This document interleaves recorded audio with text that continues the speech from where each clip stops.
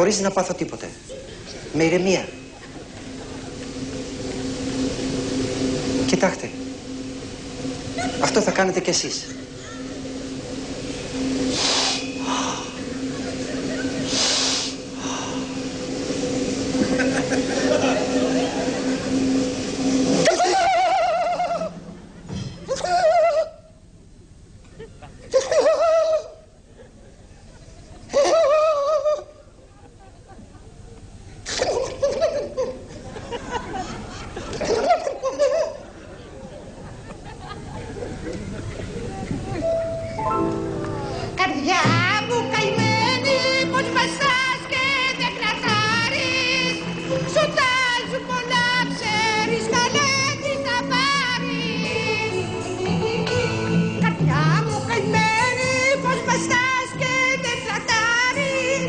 Σου τάζουν πολλά σε